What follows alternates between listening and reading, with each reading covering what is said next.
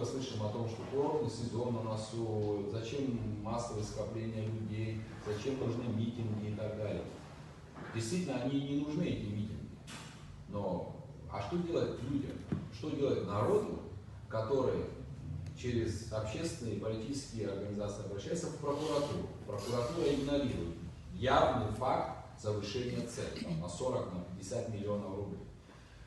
Обращаются по линии Ачеглара, имеется в виду, по ремонтным, да, работам, которые мы производим.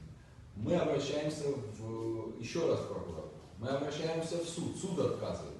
Подаем апелляцию. Там пока неизвестно, 29-го будет заседание. Обращаемся в парламент. Говорим, воспользуйтесь, господа, своими полномочиями. И это тоже не происходит.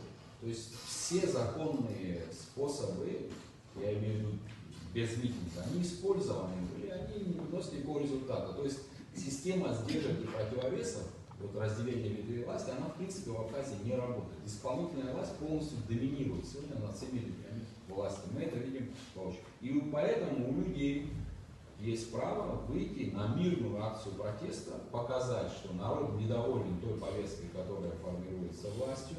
Это антинародная повестка, это не повестка, которая нужна абхазскому гражданину простому. Это повестка, которая устраивает олигархов, устраивает 5-6 человек, там, крупных наших чиновников, предпринимателей в одном лице, а всех нас остальных никого это не устраивает. Поэтому мы и против этого. Но если бы парламент, допустим, парламент взял бы на себя ответственность и принял бы вопрос о вотуме недоверия, то не было бы никакого митинга. Если бы президент понял бы ответственность, которой его наделил абхазский народ на выборах в 2020 году, и принял бы решение об отставке обанкротившегося правительства, тоже не было бы никакого митинга. Да в конце концов сам Александр Золотинский может взять и написать заявление и сам уйти. Зачем заставлять тысячи людей приходить сюда, к зданию драмтеатра, выражать свое недовольство? Зачем до этого доводить?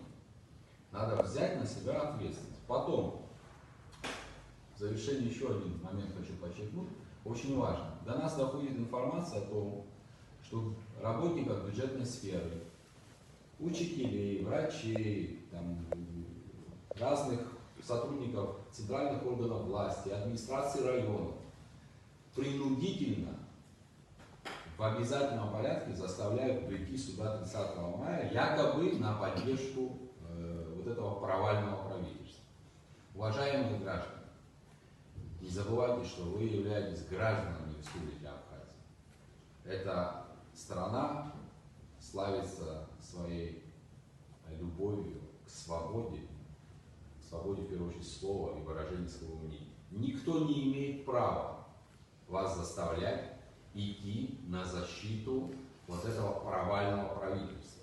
Если вам кто-то дает такое поручение, требуйте это поручение в письменном виде.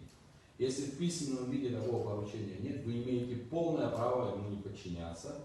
Мы любого гражданина, где бы он ни работал, в школе, в администрации района, где бы, либо если его будут притеснять по политическим мотивам, мы любого гражданина защитим. Обращайтесь к нам. Никто не имеет права оказывать на вас давление. Не нужно защищать это провальное правительство, потому что мы, все граждане Абхазии, будем вынуждены платить, в том числе 2 рубля 70 копеек за киловатт. Мы, если будем молчать и будем поддерживать это правительство, амбиции этого правительства, лишимся всех ценных земель, на наших глазах произойдет демографический дисбаланс, когда Абхазия заселится большим количеством иностранных граждан и так далее. Поэтому выражайте свой протест.